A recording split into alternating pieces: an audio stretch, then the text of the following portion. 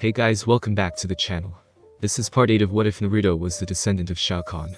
If you guys enjoy this what if, and want to see part 9 of it, comment down below and let me know. And go ahead, and check out other what ifs in the channel. And check the description, for the creator of this fanfic, and support them for making this fanfic. Before we start, please do support for more awesome content.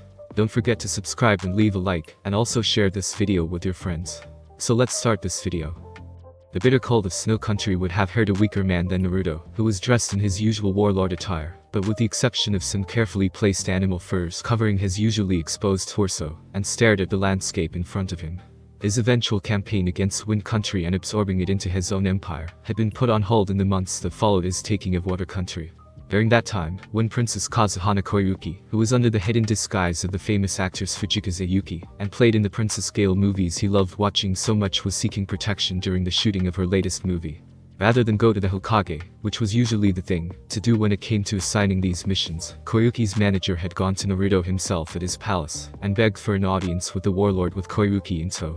Naruto was happy to meet the woman in person, which was why he agreed to meet them, but that feeling of happiness soon went south real fast when Koyuki looked at him with disinterest. The feeling of joy went bad even before that when one of his samurai in the room behind him whispered that Koyuki had apparently refused to give some of the young children autographs when heading to the palace. Osamu Sandayu, the manager of the Secret Princess and famous actress, explained why they needed his protection against Koyuki's power-hungry uncle Kazuhana Dodo. The man killed his brother for the hidden treasure that was lying deep within the snow of the country, and took the throne, in order to find it to use for the destructive power it might hold. As for Koyuki herself, the woman clearly didn't want to go back to her home country, which would explain why Naruto saw the woman looking for the closest exit to the palace to run away. Naruto had asked them to leave him for a moment to think over the matter before asking Jiraiya for his opinion on the matter, since the old pervert was in the area. Jiraiya had provided info about Koyuki and the current state of Snow Country, with Dodo bleeding the country dry of resources, along with its people for this lost treasure. If the cold and seemingly everlasting winter didn't kill the people living within Snow Country, Dodo's cruelty would. When Naruto called for the two guests to come back into the room for his decision on the matter, only Sandayu came in, and he explained how Koyuki had left without a word in hopes of getting away from them. An insult to Naruto and her manager, if there ever was one. That being said, Naruto entrusted Reptile to track the woman down, but do nothing once found, and simply relay where she was so he could confront the woman himself. Sure enough, Reptile had tracked the woman down to a local bar at the fire capital, and it was clear the woman didn't think things through, since it was the closest one to the palace and the city itself.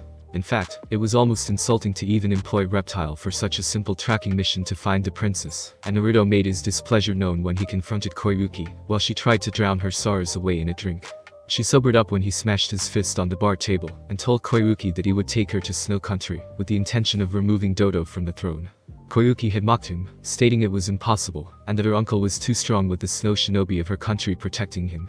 Not to mention the chakra armor, that was highly advanced along with the other wonders locked away, buried beneath the snow, and what many countries have long wished to possess. Naruto's response was to grab Koyuki by her shirt, pull her close, and looking at her with cold burning red eyes, before telling the princess to stop being so melodramatic. He knew losing a father was horrifying for the woman when she was a child, but at least she was loved during those years while he was not, and had to fight for what he wanted. For this woman to mope and fall to pieces at the idea of returning home to claim her royal birthright, so that she might help the people suffering there, was inexcusable. It was that of a coward. Naruto could see into her soul. One of the perks his forefather had shown him, so that he could read those around him, and how to combat them should they prove to be annoying. When it came to Koyuki, she had the potential to rise up, and be a strong noble ruler of her people. A woman worthy of her station as a daimyo with the right motivation and desire to jumpstart Koyuki on the path to being a strong leader. Granted, her country was on the list of places he planned to take over time, but with the way things were now, this was the perfect reason, excuse to make his move on it, and without any political fallout from other countries, if Koyuki agreed to abdicate the throne of Snow Country. By handing it over to him, Naruto could improve the lives of the people there, strengthening his growing empire with ease, and carefully spreading the technological wonders, where they could provide the most good. Hence why Naruto was in Snow Country with the assigned protection detail of Might Guy, his Genin team, Shikamaru, and Captain Neko along with her Anbu squad. The cold weather was cruel to the Shokin, so Naruto had them stay behind, with Shiva being in charge of things with Anko and Shizune assisting her in matters until his return. While Sandayu felt this large force of Konoha shinobi was overkill, Naruto had assured him it would be better to have this many shinobi to defend Koyuki from harm, than have no shinobi at all, when Dodo eventually learns of his niece's return to Snow Country. Do you think Dodo knows of our rival Naruto-sama? Asked Neji, with Naruto nodding his head. The ship's captain sold us out before we even made it onto his ship. When this is over, remind me to break him in half and throw his remains into the sea, answered Naruto, with Neji nodding. Since the fight, a rather one-sided one, at the Chunin exams with the Hyuga branch family member getting a beating of a lifetime, Neji had learned the truth about Naruto's life, and how he was setting things in motion to unite the Hyuga clan as a whole. It was not going to be easy, even with Naruto's actions in removing the Hyuga clan elders, due to those still loyal to the ancient and traditional ways of the clan. It was known through the entire clan what Naruto did. His actions couldn't be kept secret for long, considering all the blood that stained his clothing, and pieces of armor plating in the aftermath. Most were happy the Hyuga elders had perished, as they were among the oldest members of the clan itself, children when the first Hokage was in office, and their grandparents' beliefs on the Hyuga clan already drilled into their skulls without any question for the need of the cage bird seal. Now this generation had a chance to break free, when that may not happen for several others, if the attempt made now failed, and Neji doubted he would live to see it if that was the end result. We haven't been spotted so far, but that could be because of the storm working against our still unseen enemies, or perhaps they aren't in position yet to strike, added Neji, since he had scanned the area with the Byakugan, and didn't see anyone yet. It's the latter. I had the captain change landing zones for us, and where he would have to move the ship, to do it at the last minute. They know we're here in Snow Country, but not where we are in Snow Country, and will come looking for us soon, said Naruto, knowing this will give them time to prepare for the battle that was to come. Now if only the film crew for Koyuki's newest movie weren't here to tag along to shoot everything in detail. They had come along to shoot on location scenes for the movie still in production, and felt this event would be perfect for the next movie, with the script being slightly changed, so they could put everything they got on film into it. So, what is the plan? Asked Tenten, with Naruto thinking things over his head for a moment. Captain Eiko and her Anbu will have to stay with the film crew. Guy along with Lee, Neji, and yourself will come with me, while escorting Koyuki to the capital. Shikamaru had the map of our current location, and is looking it over with Sandai right now to provide us the quickest path there, answered Naruto before the sound of chuckling was heard around them. You won't be escorting anyone to the capital while we live Leaf Shinobi, replied a voice in the distance that was male. We have company, mumbled Tenten with weapons drawn. I see 3 of them. They're wearing the legendary chakra armor this country is known for developing, said Neji with Naruto frowning. Be mindful of your environment here. They know this country better than we do. They also have an edge with the chakra armor. If you find a weakness to the armor, exploit it, commanded Naruto with the Leaf Shinobi around him nodding. But words finished being spoken, the group charged forward against the 3 snow shinobi, smiling in the belief this force coming after them would fall to the power of the chakra armor they wore, and their skills as snow shinobi. However, the armor itself had a fatal flaw to it, as Fukuma Mizure first learned when fighting Guy, and Lee in battle with the 2 Leaf Shinobi fighting with taijutsu only. Since neither Green Beast used chakra or genjutsu, the armor's strengths in that field were nullified, and easily damaged when hit by the power of their taijutsu style. Granted, Fukuma Mizure wasn't a pushover, as he launched his own taijutsu at the 2 Leaf Shinobi, using the cables in the metal arm of the armor to knock Lee back, and take on Might Guy himself. However, the tag team combination of teacher and student won out against him with too many hits, causing damage to the chakra armor. When Lee and Guy hit the snow shinobi at the same time with their fists in mirrored form, they had damaged the internal system that made up the armor's ability to function, and caused it to explode, killing the man wearing it. As for the now dead snow shinobi's comrades, they were fighting their own battles, with Kakyoku Fubuki fighting Neji, and Tenten, while Rogue Nadare was fighting Naruto. Ice release. Tearing dragon, fierce tiger, exclaimed Nadir, as he sent a massive tiger in the form of ice at Naruto, who narrowed his eyes at the man for using a power to control, and knew this man was not like Haku, in terms of having his dead friend's bloodline. You dare use that power? You dare use it? Pervert it to your whims when it is not of your bloodline. You are no true user of the ice release like Haku, and to even use it here in front of me is grounds for death, exclaimed Naruto, as he formed a Rasengan in his hand, and destroyed the ice tiger with it. I don't know who this Haku person is, but I do know that Dodo wants his niece alive, and possibly you too, since your station gives him a chance to expand his empire by properly absorbing yours, countered Nadare with a grin on his face, while hiding the fear he was feeling from the sight of Naruto destroying his jutsu with the Rasengan. The only way Dodo is going to get his hands on Koyuki and my empire is over my dead body, stated Naruto angrily, with Nadare smirking arrogantly at him. But such an offer makes my job that much easier, replied Nadare before making hand signs, and soon formed a massive whale made up of ice aimed right at the warlord. Fortunately, the massive size made it massively slow, and Naruto had the needed speed to get away from the attack with ease. Unfortunately, the attack was more of a distraction than anything, and Nadare knew if the jutsu somehow hurt Naruto, it would be an added bonus on his end. The distraction, however, was the key thing for Nadare, as he moved quickly and stole Princess Koyuki out from everyone's nose due to the massive whale, causing the guard to tail around the film crew to scatter. Kakyoku Fubuki, seeing her comrade succeed in his mission, tried to flee from the battlefield, but Tenten had used her ninja wire to catch her target along the leg and pulled the Snow Kunoichi back before Neji disabled her with his gentle fist. We failed in our mission to protect the princess, wailed Lee before Tenten smashed her tonfa in her hand on the back of his head. We can still catch up with them if we hurry, commented Neji with his eyes locked onto Nadare, while Naruto nodded in agreement.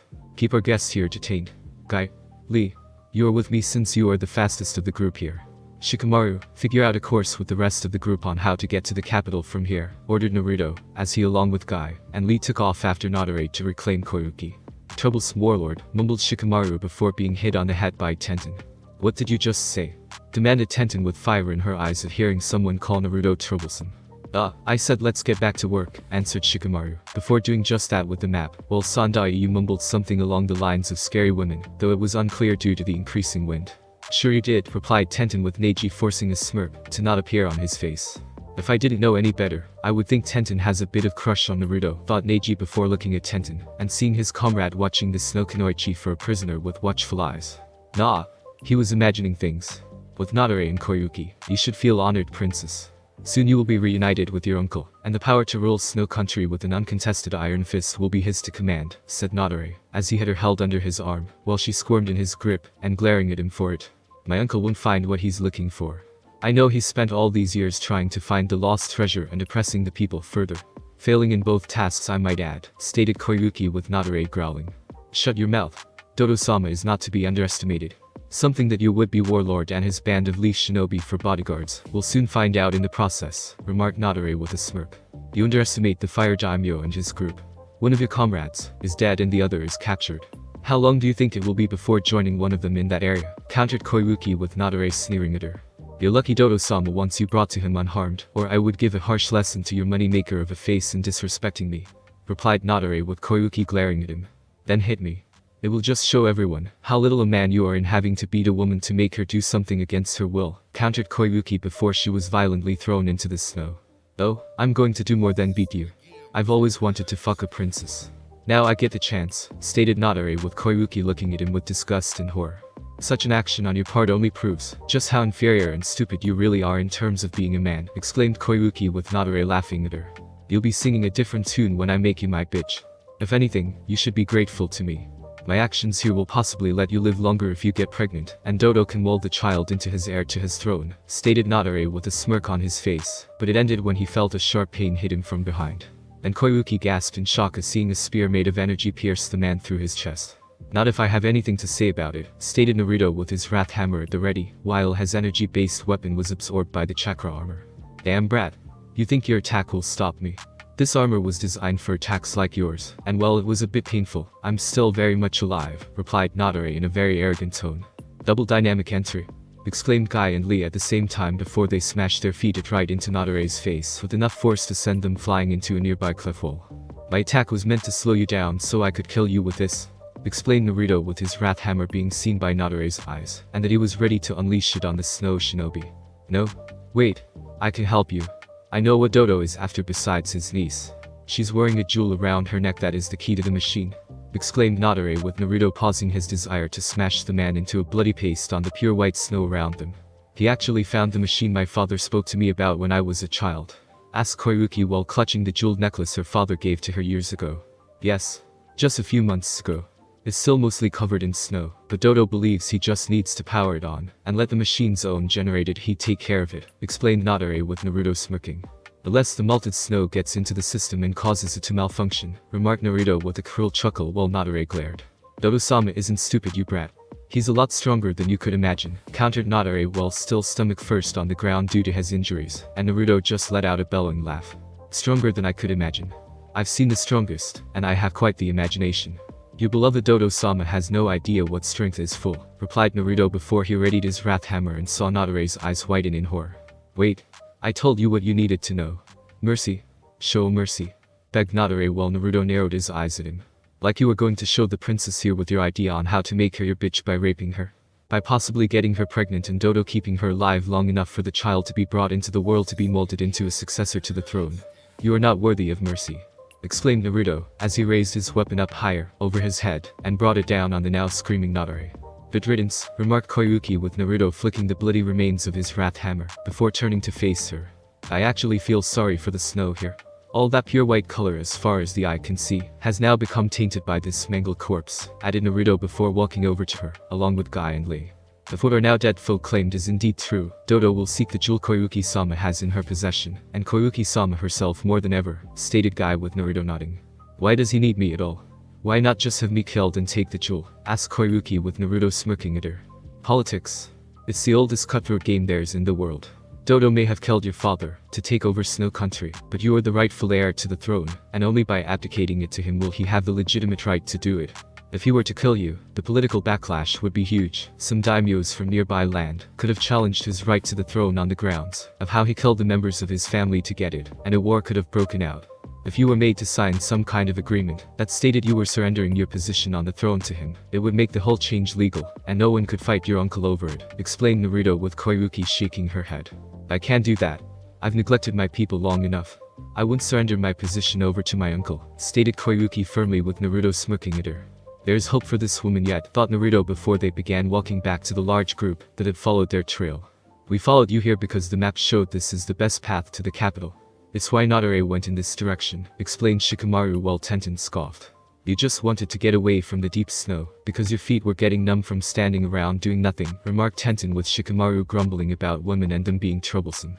In any case, we should be able to reach the capital in a few days with this group, if it moves at a steady pace, stated Shikamaru with Naruto nodding. What about our prisoner? Did she say anything? Asked Naruto with Fubuki tied up and glaring at him. Other than cursing us for defying Dodo? No, answered Neji with Naruto letting out an amused chuckle. Why is it you serve Dodo?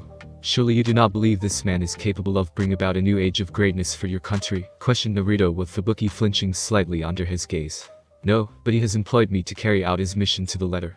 It is my duty as one of this country's shinobi to obey its ruler no matter who it is that sits on the throne, replied Fubuki with Naruto nodding, since that was the case for all shinobi from each village. And if he wasn't sitting on the throne? You do know he is not the rightful ruler of this country, right? Questioned Naruto with Fubuki not answering him for a moment. Even if he wasn't the ruler of Snow Country, Dodo is still our client, and has paid us for our services, answered Fubuki with Koyuki stepping forward. And if the ruler of Snow Country commanded you to end the contract with Dodo, would you? Questioned Koyuki with Fubuki looking at her for a moment. No, I can't. Once the contract has been accepted, I cannot end the mission, unless it is a success, or a failure on my part, answered Fubuki while Naruto sighed. That is too bad. I was hoping you would join us in our fight against Dodo. Now you are officially our prisoner. Shikamaru, I leave her in your capable hands for the time being, said Naruto with Nara sputtering in shock. Me? Why? Asked Shikamaru with Naruto grinning. Would you rather be on the front lines, or helping the film crew here lift heavy movie equipment? Questioned Naruto with Shikamaru looking from the film crew to Fubuki, before letting out a sigh. Fine. I accept responsibility for her, but I do so under protest, replied Shikamaru while muttering troublesome under his breath while Naruto chuckled. Don't worry Shikamaru, she'll make a fine wife for you in a few years when you're old enough to get married, remarked Naruto, while Shikamaru sputtered again, while Fubuki looked like her head was ready to explode in protest. That's not what I meant Naruto, yelled Shikamaru, before putting a hand over his mouth, and everyone glared at him since his voice echoing round them. Could you be any louder? I don't think I will heard you, remarked Yugao, while she now glared at Shikamaru through her Neko mask. Troublesome warlords. Troublesome women all around giving me crap. I might as well be in hell, whispered Shikamaru before sweating a bit, when he felt the various pair of female eyes glaring at him. What did you say? Asked all the females of the group, while Shikamaru started to burst out into a nervous sweat. Nothing. Nothing at all, exclaimed Shikamaru quickly. That's what we thought, was the answer from all the women, and Nara wiped the sweat off his forehead. Damn women. At least they can't scold me for thinking things inside my head. Well, so long as Ino isn't around to experiment with one of her clan jutsus to know what I'm really thinking about troublesome women. Thought Shikamaru while he was watching Fubuki carefully like Naruto ordered him to do. The group eventually made its way to a now revealed rail line for a train with Koyuki, explaining the purpose of the trains, and how they moved along the rail from one place to the next. While the group as a whole was impressed, they were soon cautious when they heard rumbling, and had to dive out of the way to avoid the massive mechanical beast that was the train being commanded by Dodo. I see Naruto and his shinobi failed to capture you Koyuki. Though considering your protection detail, it's no real surprise, and just proves Snow Shinobi are the weaklings I always knew they were. I only hired them because they are cannon fodder, and to distract you until the main event comes, replied Dodo, as he appeared from the head of the train, and smiled arrogantly at them all. You won't win, Dodo. Your tyranny ends today, exclaimed Sandayu while Dodo laughed at him. Is it you, Sandayu? The years have not been kind to you, though, considering how you have had to serve such a spoiled girl like my niece. All her fits, screams, and tantrums she must have given you, while growing up while becoming a star in the acting world. How does it feel knowing you are trading me in for her? A strong ruler for a spoiled brat, who we both know is unworthy of the title of daimyo, and never was worthy from this start. Can you imagine her as daimyo? Running away when meetings are being held, throwing a tantrum when things don't go her way, and let's not forget how she'll no doubt bully the servants when they perform their assigned tasks, replied Dodo before laughing at him. Better a spoiled child than a cruel tyrant who thinks only for himself and smears the blood of his servants all over the walls, no matter how loyal they are to him, countered Sandayu with Dodo laughing. I don't care how loyal my subordinates are to me. If they do their job well, they get to live to serve me for another day, but a screw-up from anyone lower than myself deserves to be killed for even the smallest infraction. That is how you rule over the meager and weak peasants of a country, stated Dodo with Naruto scoffing. And some people wondered why it was so easy to take over rice and water country, remarked Naruto with Dodo scowling at him. So, the self-proclaimed warrior and savior of the oppressed graces me with his presence. To be honest, I was expecting someone with your reputation to be much older and more mature. Not some snot-nosed punk of a kid playing warlord, said Dodo with Naruto's eyes narrowing at him. Come fight me so I can make you eat those words after choking on my fist, exclaimed Naruto with Dodo laughing. Like I would even waste my time and strength fighting an impudent child like yourself, replied Dodo with Naruto snarling at him before letting a cruel smile grace his masked face. I knew you were a coward, Dodo, but to hide behind your men and toys when facing a mere child is just sad. It's pathetic. You hide behind your train, your snow shinobi, and all your other subordinates because you're afraid of me, Naruto said in a mocking tone that didn't sit well with Dodo. You play a dangerous game, boy, warned Dodo while Naruto laughed. What game? All I see is pathetic little man too afraid to face me. What's wrong? Afraid to leave your poor train unattended like it was your favorite toy? Are you a ruler of this country? Or perhaps you are the spoiled child in an adult's body, and are afraid someone will steal your precious train from you, continued Naruto in a mocking tone, before he laughed at the now angry man. Damn brat. I'll show you what this train can do, exclaimed Dodo, before hitting the roof of the train twice, and several of the cars attached revealed they had projectile weapons in the form of arrows aimed at them. So, the spoiled child brought out his toys to play with us. How nice of you, remarked Naruto sarcastically with a sneer on his face, while going through hand signs. Fire! Commanded Dodo, and the barrage of arrows came flying their way. Earth style. Stone wall jutsu, called out Naruto with a massive wall made of stone rising up and shielding them from wave after wave of arrows. Still think Dodo is worth following? Asked Tenten to Fubuki, while the light pink-haired woman looked down in shame. You can lecture her later. We need to take care of that train. I need a few of you to run some interference. Guy, Lee, Neji, Tenten. I need you four to draw Dodo's attention away from here, commanded Naruto with a grin on his face that promised pain to whoever was in his crosshairs. Please tell me you're not going to do what I think you're going to do, Naruto, remarked Shikamaru with Naruto letting out a chuckle. Would you like to do it in my place? Questioned Naruto with Shikamaru still hearing the sounds of arrows hitting the stone barrier the warlord had made. No. Good hunting. Hit him once for me, since doing it myself is too troublesome, said Shikamaru quickly while waving his hands defensively. You coward. What kind of man are you? Demanded Fubuki while the Nara grumbled. The kind that is afraid of his mother and angry women in general, answered Naruto for Shikamaru before rushing off with his wrath hammer in hand, while the Nara slumped his head in defeat and embarrassment. Damn you, Naruto, thought Shikamaru while some of the people around him snickered at his expense. Speaking of Naruto, the warlord himself had leaped high over his stone barrier, hitting the soft snow first, and hard ground second, before running quickly down the slope. Dodo, who was busy commanding his henchmen below to reload and fire at the moving targets around him, was unable to react fast enough when Naruto charging toward the train itself. Dodo snarled in anger at seeing Naruto charge at high speed. A blur of a crimson line was all his eyes saw, before the descendant of Shao Kahn leaped into the air, wrath hammer above him with both hands, and bellowing massive war cry, while descending down on the train, to cause a massive explosion that destroyed the entire line in the process. Whoa, that was incredible, exclaimed the film director, while asking his cameraman if he got with the guy nodding enthusiastically.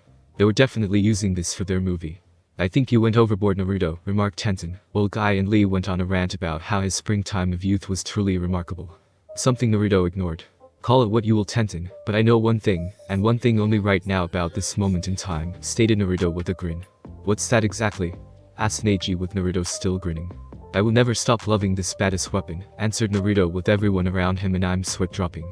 Kami, if you love me even a tiny bit, I beg of you, please don't have my mother make a request to have that weapon made for her. If she succeeds, no Naru male in my clan is safe. Thought Shikamaru fearfully while images of his mother having that weapon in hand when she wished to enforce her presence on him and his father appeared. He shivered in horror. Of course, the apparent victory was short-lived when they looked up to see one of Snow Country's legendary airships that it was rumored to possess, and Dodo was on it. Without warning, Dodo used a grappling hand similar to the late Fuyukuma Mizure, and grabbed Koyuki before attracting it back to him. You played the game well, boy. I'll give you that. But in the end, you are no match for your betters, and still have much to learn in being a warlord. Maybe in a few years, I will be kind enough to teach you, and show just how rulers should act. Exclaimed Dodo with his ever-arrogant life echoing throughout the sky. Fool. As if I would give up that easily, said Naruto before he dispelled his wrath hammer away, and charged toward the highest hell spot closest to the airship. Naruto, wait for us, exclaimed Tenten, as she along with Neji, Guy, and Lee, tried to catch up to him, since they had a pretty good idea of what he was planning. Putting a great deal of power into his legs, Naruto plowed through the snow like it wasn't even there, and made the biggest leap into the air so far in the history of his life. Grabbing onto the dangling ladder, which Naruto suspected Dodo used to get onto the airship in the first place, the still-growing warlord began to climb with the jolting sensation below on the ladder, telling him that Guy, Neji, Lee, and Tenten had also jumped onto it. Hurry. We probably have a few minutes to attack with the element of surprise, stated Naruto before climbing up the ladder with the others right behind him. The group soon ran through the airship until they reached what was the bridge of the ship, and smashed the door down to see a shocked Dodo, holding an equally shocked Koyuki by the throat. Even more surprising was Naruto could see the man was also wearing chakra armor, but this seemed to be an upgraded model, and the growing warlord wondered if the weaknesses from the older models had been removed. So, you made it here. You're persistent, boy. I'll give you that, said Dodo while he kept his hold on Koyuki's neck firm to the point where a mere flick of his wrist would result in snaking her neck. I can do more than you could ever imagine doing, Dodo team, replied Naruto while the tyrant of Snow Country sneered, and held his knees close to his chest. Not without risking my niece here you won't, remarked Dodo with a smirk on his face. And you won't risk killing her either. Not unless you want to risk the legitimacy of your claim to the throne nor what little time you have in life after I get through with you, Ashita eyes, countered Naruto with Dodo frowning. I'm the later daimyo's brother. I would have a claim to the throne whether my niece were alive or not, replied Dodo with Naruto letting out a chuckle. Not if you kill her. The world frowns on that kind of thing, and none of the remaining daimyos in the elemental countries will support your right to rule Snow Country, said Naruto with Dodo sneering at him. As if you were one to talk, brat.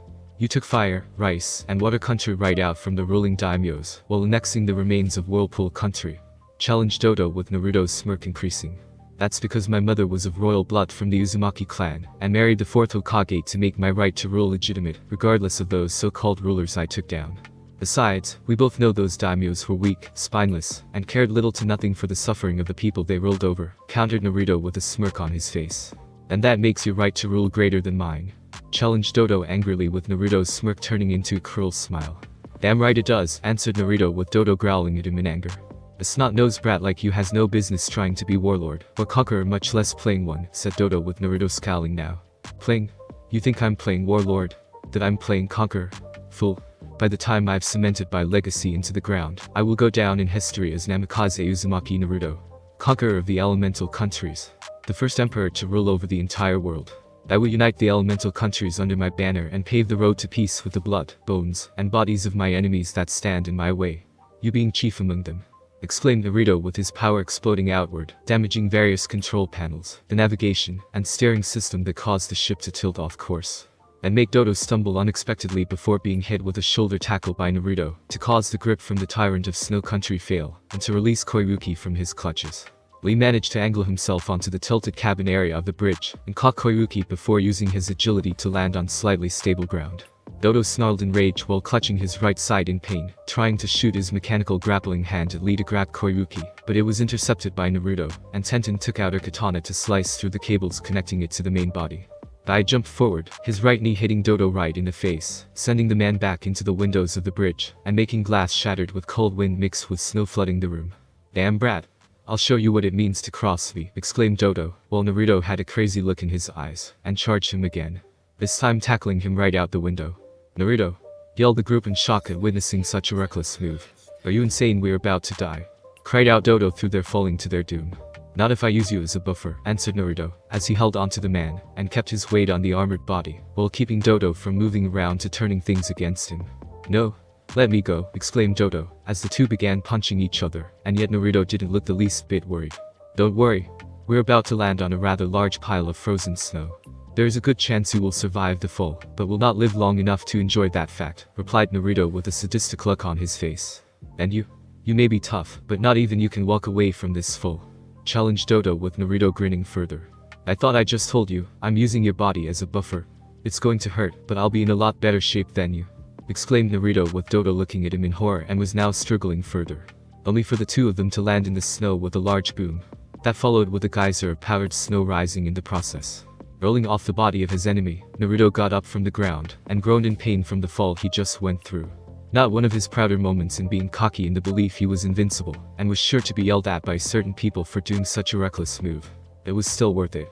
Hearing a groan behind him, Naruto saw Dodo struggling to rise from the ground, his back clearly shot to hell, and yet was still managing to get up. Naruto had to admit, it was slightly impressive since the man took a might full, plus extra weight from the armor, and Naruto himself, while relying on powdered, mostly frozen, snow to buffer the fall upon impact. That was like trying to get a single bird feather to stop an A-rank fire jutsu from burning its intended target. Not going to happen. I'll kill you. I don't know how, but I will kill you right here, right now, and take your empire for myself, exclaimed Dodo with blood running down his face, nose, forehead, and it was clear his left arm was angled in such a way it could easily fall off if he wasn't careful. Show me what you got, challenged Naruto with Dodo using his slightly broken, but still usable right hand, and went through one-handed hand signs, wincing slightly every few seconds in the process. Ice release. Black Dragon Blizzard, exclaimed Dodo before launching a massive dragon made of ice despite being a dark shadowy form, that upon getting closer, it turned white, as if it was being purified the farther away it got from its user, and was heading toward Naruto in a hurry. Naruto grinned at the sight of his challenge from Dodo, bracing himself despite the snow, and grabbed the open mouth of the dragon. It was a contest of strength with the two, as he pushed back against the dark ice dragon, and it was clear Dodo wasn't expecting it. I'm not impressed, stated Naruto before throwing the ice dragon away from his body, and saw it hit the nearby mountain area. Impossible. That's simply impossible, exclaimed Dodo in disbelief before wincing in pain and fell to his knees. Only for someone who is nothing more than a toothless worm such as yourself, replied Naruto with Dodo growling at him. Toothless worm, I'm a dragon compared to you, exclaimed Dodo in anger before he winced in pain from his injuries, while Naruto laughed. You masquerade yourself as a dragon, Dodo, but in reality, you are nothing more than a mere toothless worm in my eyes, and your current appearance shows it. What's more, countered Naruto, as he walked over to the injured man, and saw Dodo was still in denial, that he had lost to someone much younger than himself. It can't end this way for me. It can't. To lose to you, a mere child. Such a defeat it is beyond humiliating, exclaimed Dodo while glaring up at the boy. I told you before, I am no child, you pathetic fool. I am Namikaze Uzumaki Naruto, the conqueror, Naruto declared for all the heavens to hear before he moved to finish off the man on the ground. It's hard to be a conqueror when you're dead, exclaimed Dodo, as he used his still, if just barely usable right hand to strike with a blade hidden behind the back of his hand along the wrist with the intent of killing his enemy, and denied the boy a chance to enjoy it. Naruto, however, grabbed the extended right hand, and crushed it in his grip with a loud sickening snap, that echoed throughout the area. Dodo's screams of pain followed and increased, when Naruto ripped the arm right off the man's body. But the growing warlord wasn't done with the older man just yet, as he sent his left hand straight through the man's chest, followed by the right, and then with a mighty roar, had ripped the man vertically in half, while looking the shocked and dying man right in the eyes. That was how the rest of both groups found them with the airship that once belonged to Dodo, having made an emergency landing not far from them, thanks to Neji taking the wheel and using his eyes to navigate properly despite how damaged the bridge had been. Damn rat, you ripped him half, remarked one of the Anbu on Neko's squad. Not to mention he survived a great fall from the airship. His springtime of youth is without limits, exclaimed Lee with Guy crying along with his students, before being knocked down by Tenten with a war club, and marched right over to the healing Naruto with anger in her eyes.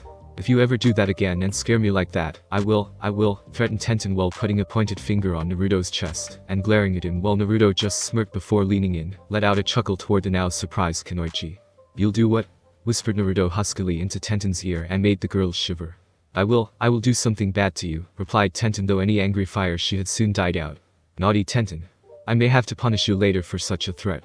Maybe a spanking is in order, remarked Naruto with Tenten blushing, and the image of him spanking her naked rear end appeared within the girl's mind. You wouldn't dare, challenged Tenten while looking Naruto right in his fiery blood-red eyes. Wait until we're alone and find out, answered Naruto before walking past the beat-red girl, and almost let out an ape, worthy of Hinata when she thought one of his hands grazed against her hip. Naruto merely let out a chuckle before he stopped in front of Koyuki, who was in awe of him, and what he did for her along with Snow Country. Thank you, Naruto. You have lived up to your reputation in being a fearless and cunning warrior on the battlefield, said Koyuki before bowing to Naruto with the young warlord returning it. You're welcome, Princess Koyuki. Now I believe they're a matter of the device your uncle found, not that long ago. I say we use this opportunity to turn it on, replied Naruto with everyone looking at him in shock. What? Why? Why would you want to turn on such a dangerous weapon? Asked Koyuki in surprise. You really think your father would make a weapon for his country? What was he trying to do before his death by Dodo's hands? Questioned Naruto with Koyuki frowning in deep thought as her mind traveled to the past before her eyes widened. To bring the season of spring to our country, answered Koyuki with Naruto's grin now increased to the point where his teeth were slightly showing.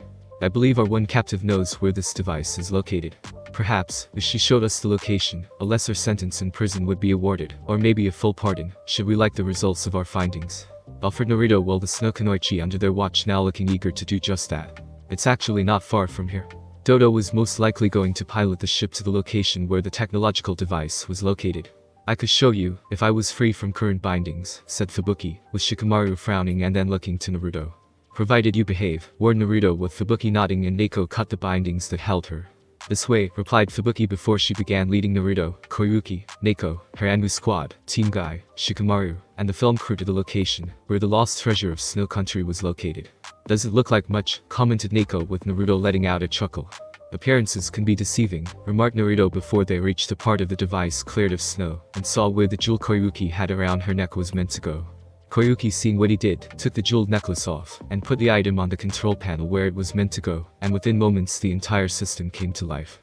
The massive machine began to shake violently, snow falling around them from the structure, and soon came alive with large mirror panels angling toward the sky, with the sunlight coming in after the clouds above started to separate. Is it me or is it getting warmer around here? Questioned Eiji while seeing the snow around him slowly starting to melt. It's getting warmer. A spring kind of warm, answered Naruto before removing the various furs from his body to show off the muscles he had hidden away, making several females around him blush. Now that is a body, thought all the females of the group. This is what my father was talking about. A machine capable of bringing about spring from the depths of a seemingly endless winter, whispered Koyuki, seeing the sight of green grass, flowers, rivers long since buried beneath the snow, and ice arising from the pure whiteness that once dominated their surroundings. Dodo thought it was a weapon. In a way, he was right, replied Naruto with everyone now looking at him. In what way? Asked Sandaiyu curiously with a frown on his face. It's a weapon against endless winter and snow, answered Naruto with everyone smiling at him. Very true. It looks like spring has come to this country at last, said Guy with his team agreeing with him for once. And also, that he didn't add time or youth to his sentence. And not a moment too soon, added Naruto with his smile never leaving him. Several days later, the capital of what was once snow now turned spring country was filled with laughter, as partying over the end of Dodo's reign was still in full swing, and the people were happy to have their rightful ruler on the throne. While Koyuki herself was happy about leading her people as the rightful daimyo of the country, she also had a contract with the film company to star in many more movies, and planned to place Sandaiyu as regent until her return from making movies, or simply resting in the process of making one. Fubuki was given a full pardon, as she was appointed head bodyguard of the new spring daimyo at all times, which meant when the woman was on the throne, or when starring in a movie. Naruto watched from his position among the people, their airship home getting fueled up, and nearly ready to take his team home, while Koyuki was signing autographs for all the children. It took some doing, but Naruto saw she would be a great ruler to her people, and showed that she did indeed care about them. Sure, she didn't have powers, use chakra, or wield a weapon like himself, but Koyuki had that charisma that made people watch her, and listen to her when speaking. She had that pull with the people and they listened to her when the spotlight was on the woman. A powerful weapon unto itself in a way. There was also the small issue of absorbing the now titled spring country into his still growing empire. He didn't want to look bad in just taking the country from its newly crowned daimyo after being freed from the tyrannical rule of Dodo and risk problems with the rebellion. Perhaps an arranged marriage of sorts could be proposed that would allow spring country to be absorbed into his empire, with Koyuki being one of his wives. Shiva probably wouldn't like that very much, but she had to realize that his choice of women he liked were not all warriors, and could still be worthy of ruling over people. Koyuki was a woman of the people, who would rule her people well, and wouldn't abuse the power she now wielded. When the time came for spring to be absorbed into Naruto's empire, it would be done peacefully, and most likely through marriage with its female ruler. Naruto may be a cruel, heartless, and vicious warrior on the battlefield, but he only these things when it counted most. Not when violence only bred more unnecessary violence, where it wasn't needed in manners like this, where such actions would create disloyalty, division, and weakness that enemies could exploit. No. In this case, Spring Country was technically conquered, even if its daimyo, or people didn't realize it yet. It was just a matter of time.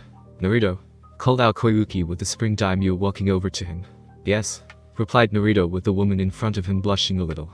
I heard from a few reliable sources that you are a fan of my movies, and once wished to have my autograph, said Koyuki, with Naruto nodding since that was true.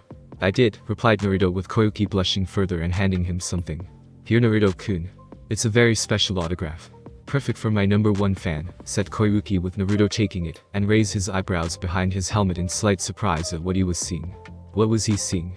Koyuki lying on a large bed fit for a daimyo, posing naked, and winking at the camera with a sensual smile on her face. Below at the bottom of the picture, there was a simple message written in her handwriting, and what was written said his blood burning with desire. To Naruto-kun, my #1 fan. When you aren't busy in ruling your corner of the world, come by to see me, and I'll give you my own version of royal hospitality. Kazuhana Koyuki. I'm honored by this. Thank you very much, replied Naruto, with Koyuki smirking once again. I'm going to be running things here in Spring for a while. The director of my Princess Gale movie has more than enough footage from your battles to use. I've informed him to give you, and the others, a nice financial sum to compensate you for donating your moves to the movie. And speaking of movies, I signed on to be the leading actress in this little number a certain Sonin wrote wish to see made into one, replied Koyuki, as she now showed the script in her hands, and Naruto's eyes widened when reading the title. Icha Paradise. The movie. I see. If you are the leading female role, might I inquire on who will be the male star in this movie? Asked Naruto with Koyuki smirking further while moving closer to him until she leaned down close to whisper into his ear. That role has yet to be filled. I already told the various producers and directors who I met with yesterday that I had someone in mind for the lead male. The question is, does the one I have in mind wish to partake in the movie business, possibly expose himself to the camera, and essentially the world? It was one of the requirements when doing this particular project that the more adult parts of the movie will be done by the actors, said Koyuki, in a whispered voice and challenging tone. If you are referring to me being your chosen male lead, I assure you Koyuki-chan that I have nothing to be ashamed of when it comes to performing my part in such a role, and there is no need for simple acting, Naruto whispered back with Koyuki smiling further at this. I take it you agree to be a part of it, Naruto-kun? Asked Koyuki, before her face went beet red when she felt his hand on her rear end. Absolutely. I look forward to it and having you call me your emperor in bed, answered Naruto huskily, and gave Koyuki's rear end in a nice squeeze while the woman shivered. Not that far away, several kunoichi glared at the Spring daimyo, and wishing they were in the woman's place right now, despite some part of them denying it. Tenten glared at both of them, while considering Naruto's actions completely perverted, and never did forgive him for turning her idol's first apprentice into a concubine. Granted, the woman was still a strong kunoichi when it came to fighting, but to submit to the touch of a man made Tenten's blood boil, and yet, seeing such a strong man command such respect was impressive. It was really messing with Tenten's head on what she felt, and how she felt about Naruto doing what he was doing. He's a pervert through and through. First he claims one of our strongest kunoichi in the leaf after killing Orochimaru, then Tsunade-sama's assistant becomes his concubine after being part of a bet, and then there are the arranged marriages that followed. If I were part of his little harem, I'd put my foot down, and let him know that women are not things to be used just for sex, and show what a strong woman can do. I could run things, and be the dominant in the relationship. Thought Tenten while trying to keep the fact she was mentally telling herself that she wanted to be a part of his harem of women despite her disgust at him having one. She'd rather die than admit that. Still, thought Tenten while seeing Naruto walking toward their group, and his massive muscle from his upper torso being exposed. You finally ready to leave, Naruto? Asked Shikamaru, with Naruto smirking. That depends.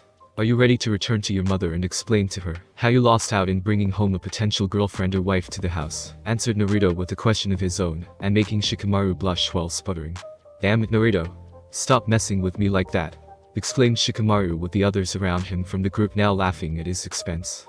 Stop being afraid of your mother and women in general first, Shikamaru, then we will talk, replied Naruto with Shikamaru sighing in defeat. Troublesome, thought Shikamaru before they headed to the airship that would take them home. Thanks for listening. I do hope you enjoyed. If you want a next part of this video, like, subscribe, and comment down below, and turn on that bell notification, and also check out the other videos that I have created, and enjoy.